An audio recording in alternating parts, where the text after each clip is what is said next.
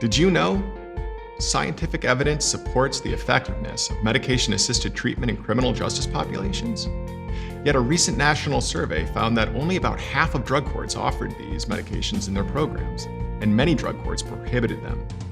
Hi, my name is Dr. Ben Nordstrom, Chief Clinical Officer here at Phoenix House, and I'm going to talk to you today about the use of medication-assisted treatment in drug courts.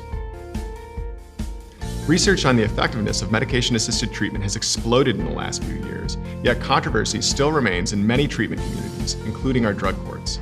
Despite the fact that medication has repeatedly and consistently shown to reduce opioid use, to retain people in treatment, and reduce criminal offending, many people remain skeptical.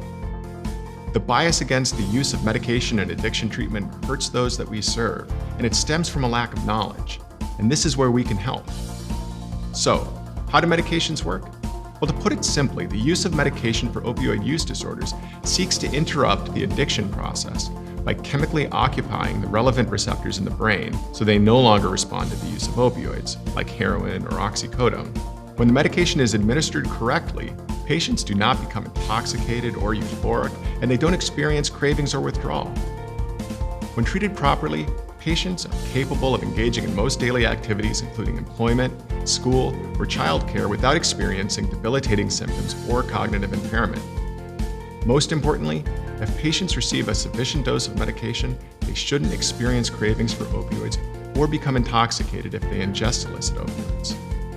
The effectiveness of this medication doesn't mean that we should eliminate evidence-based interventions in psychosocial treatment, though. In fact, a drug court that refers participants for medication-assisted treatment without also monitoring them closely and ensuring that psychosocial services are delivered is out of compliance with best practice standards. It just means that we should consider medication as an addition to the treatment that we provide. These medications don't produce recovery, but they do allow for the conditions necessary for recovery to take hold if people take advantage of the treatment offered to them. So, what does this all mean?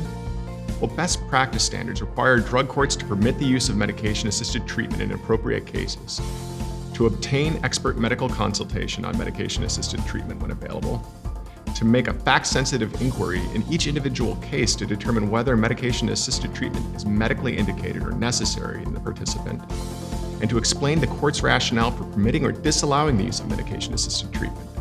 And as providers, it is our job to help enforce these guidelines and advocate for our patients. We are responsible for explaining why a patient would benefit from medication-assisted treatment, not just to criminal justice professionals, but also to the patient's loved ones and third-party payers. In the end, a collaborative approach on the patient's behalf leads to enhanced treatment results. Now, if you'd like some more information on medication-assisted treatment or to obtain provider resources, including how to effectively communicate with drug court referrals, please email training@phoenixhouse.org. Thanks for watching. And now you know.